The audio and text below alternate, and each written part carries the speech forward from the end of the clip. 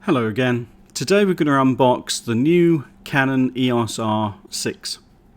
This is one of Canon's latest cameras and I'm excited to get my hands on it finally. I was waiting for the R5 but I waited so long and the prices just went too crazy, so I decided to go with the R6 because I'll be using this for video mostly anyway.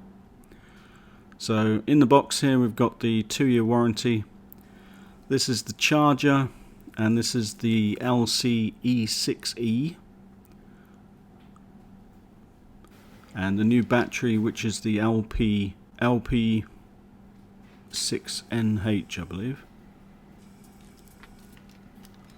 Charging cable, and then inside here we've got the body and a camera strap that no one ever uses anymore. Right, I'm just whizzing through the unboxing part because I'm quite excited to get to the camera. And I'll go through a bit more detail with the camera.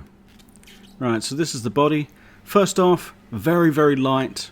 It's very lightweight. Comes in at only 589 grams without the battery, I believe. So nice lightweight. They obviously didn't go with the magnesium alloy for the R6 this time. Right, I'm going to go through some closer images in a second. Go through some of the new things that this camera's got.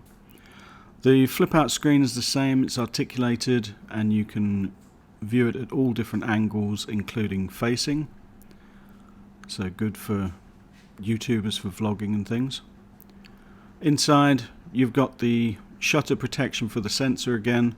Make sure you don't touch it though, it's very thin, very delicate, and if you touch it it's going to kill it. Right, I'm going to give you some close-up images now and I'll go through some of the new features that this camera's got. Up the top here you've got the turning dial instead of the screen that the Canon EOS R has and the R5. I don't mind this too much, as I said I'll be using this camera for video. On the back you've got the joystick back again, which replaces the horrible little touch sensor dial that they had on the R. Dual card slots, both SD cards, so it's cheaper than having the R5.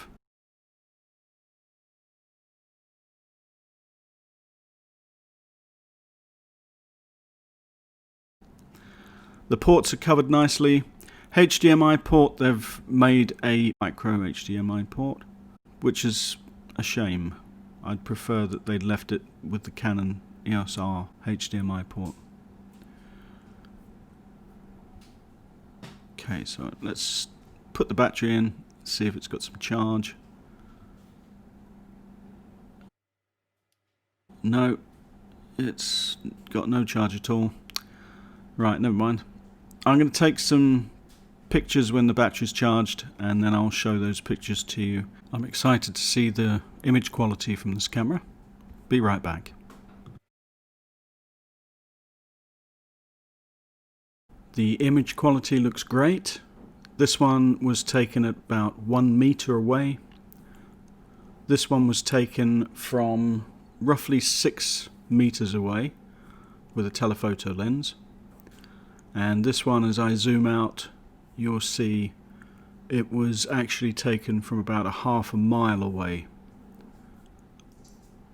looking down from the building that I live in. And again, this was with a 100 to 400 millimeter L lens.